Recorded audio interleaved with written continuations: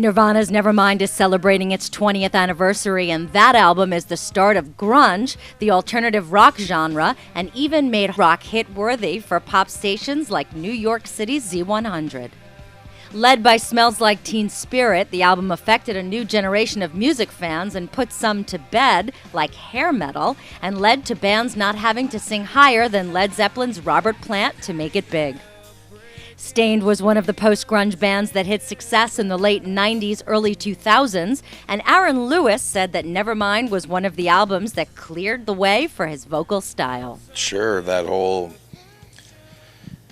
time frame kind of brought in the vocal style that allowed me the opportunity to do what I do. You know, when Nevermind happened and when Pearl Jam 10 happened and Stone Temple Pilots Core, and it switched the vocals up from, you know, the how high can you sing? The how high can you sing in your falsetto time of the 80s to, you know, the new wave of bands were singing down in their real voice.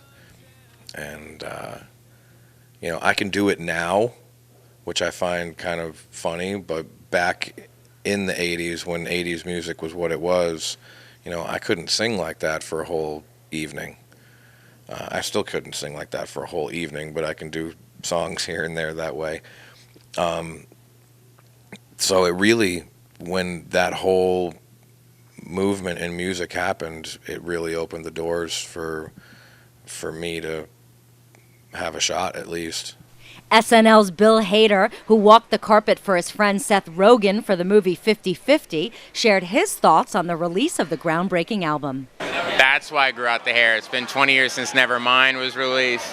No joke, when Nevermind came out, I was like I was at the perfect age. Like, I was in a place with like Poison and Motley Crue posters, and you know, and then I saw Smells Like Teen Spirit, and then like that the next morning it was like Nirvana. Like, I had my hair like this, and I was wearing a cardigan, and like I was so into. But through that found out like about the Pixies and Mudhoney and Meat Puppets and all these great bands. And yeah, one of the biggest highlights I've ever had on SNL was we did a sketch, and I got to play bass, and Dave Grohl was on drums, and like the whole time I was just like Fred Armisen had written the sketch, and I was like I was completely freaking out, trying so hard to be cool during it, but I was like, oh my God, I did it wrong. I punched myself in the face. I forgot. I was like, oh no, he threw the bass up. I just hit myself. I go, right, Dave?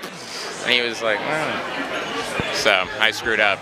Skid Row, who some may classify as a hair band, had similar or greater success when the two initially came out. Nevermind came out September 24th, and Skid Row's surprisingly heavy album, Slave to the Grind, came out 3 months earlier in June. We asked Sebastian Bach his thoughts of Nevermind's 20th anniversary. Well, is that 1991? Well, this is the 20th anniversary of Slave to the Grind. So, why don't you make a big deal out of that? I can't top that one. No, I would say congratulations, you know, right on. Dave Grohl's a mastermind and an extremely talented dude. And he can play drums, he can sing, he's a front man, he's incredible. He's amazing. Skid Row would only release one more album with Sebastian Bach as singer, 1995's Subhuman Race. The first self-titled Skid Row album sold 5 million copies, and Slave to the Grind 2 million. Nirvana's Nevermind went on to sell 11.5 million copies.